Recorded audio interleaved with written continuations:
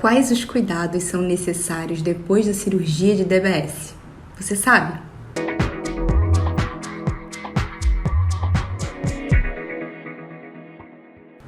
A cirurgia de DBS, também conhecida como estimulação cerebral profunda ou marca-passo cerebral, é um tipo de tratamento usado hoje em dia para diferentes tipos de doenças. Pessoas com doença de Parkinson, tremor essencial, distonias focais ou generalizadas, síndrome de Tourette, TOC e até epilepsia podem se beneficiar desse tipo de tratamento.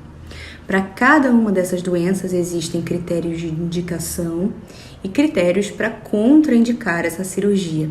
Cada caso precisa ser visto individualmente e avaliado com cuidado por médico especialista. A cirurgia de DBS, quando bem indicada, pode melhorar e muito a qualidade de vida das pessoas, dos pacientes que receberam essa cirurgia. Mas a cirurgia sozinha, só o simples fato de colocar um aparelho de DBS, não melhora a qualidade de vida, não melhora sintoma nenhum de doença.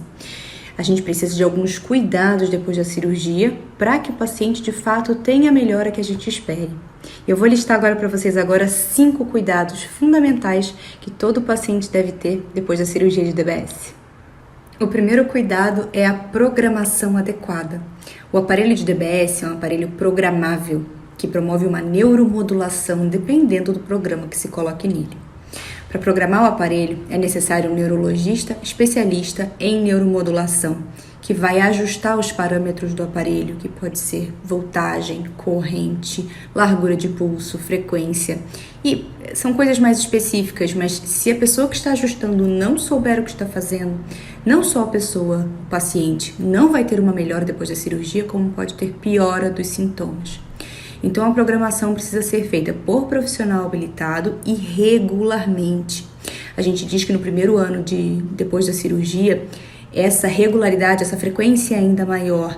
E depois, achando ali uma programação adequada, a frequência pode diminuir. E atenção! Pessoas com doenças degenerativas progressivas, como é o caso da doença de Parkinson, precisam fazer esses ajustes regularmente para toda a vida. Porque conforme a doença vai avançando, o tratamento, seja com remédio, seja com DBS, precisa avançar junto. Então, mesmo que depois da cirurgia encontre-se a programação ideal, essa programação com o tempo vai precisar evoluir. Então, o paciente vai precisar de consultas regulares com um neurologista especialista depois da cirurgia. O segundo cuidado é checar a bateria. Existem 2 tipos de aparelhos de DBS, os que têm a bateria recarregável e os que têm a bateria não recarregável. Os que têm a bateria não recarregável, a bateria é um pouquinho maior e mais grossa. Todas as baterias ficam geralmente alojadas embaixo da pele, na região torácica do paciente, como se fosse um marca-passo cardíaco. Quando a bateria não recarregável, em toda consulta, o médico precisa checar qual é a voltagem dessa bateria para saber se a bateria está acabando ou não. Se a bateria estiver acabando, é necessário agendar uma troca da bateria, que é uma cirurgia super simples com anestesia local aqui, fica embaixo da pele.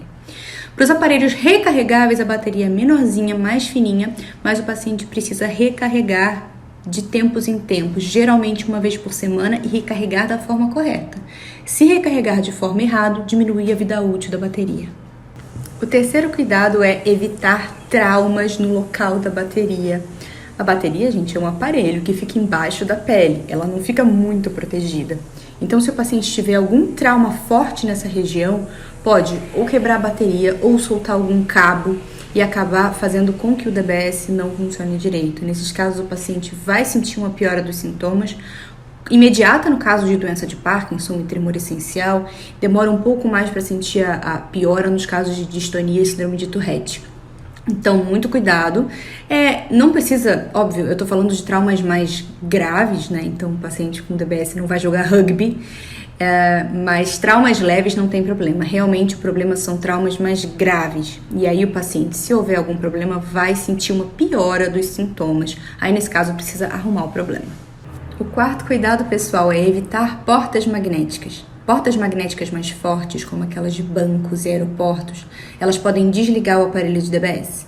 Nesse caso, é só religar. Se o paciente tiver o controle pessoal, isso é fácil de fazer. Se o paciente não tiver, ele precisa voltar no médico para religar o aparelho.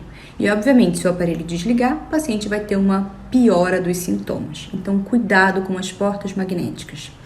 Ressonância é um capítulo à parte, a maioria dos aparelhos hoje em dia já permite que o paciente faça ressonância, mas a maioria deles também tem um modo específico de ressonância, que ou o médico habilita no momento da ressonância, ou o paciente com o controle pessoal dele também pode habilitar. Mas portas magnéticas são um cuidado que a gente precisa tomar. E, finalmente, o quinto cuidado depois da cirurgia de DBS é válido para pessoas com doença de Parkinson. Nas pessoas com doença de Parkinson que colocam o DBS numa parte específica do cérebro, que é o núcleo subtalâmico, ou STN, é preciso fazer o ajuste das medicações depois da cirurgia. O DBS de STN para pessoas com doença de Parkinson permite que a gente diminua os remédios em até 50% um ano depois da cirurgia. Eu digo um ano depois da cirurgia porque esse ajuste precisa ser feito gradualmente com cuidado. Não é só arrancar metade dos remédios de Parkinson que a pessoa toma. E esse ajuste, assim como a regulagem do aparelho, precisa ser feito por neurologista especialista, tanto em distúrbios de movimento como em neuromodulação. Espero que vocês tenham gostado do vídeo. Se vocês tiveram alguma dúvida, deixem aqui nos comentários.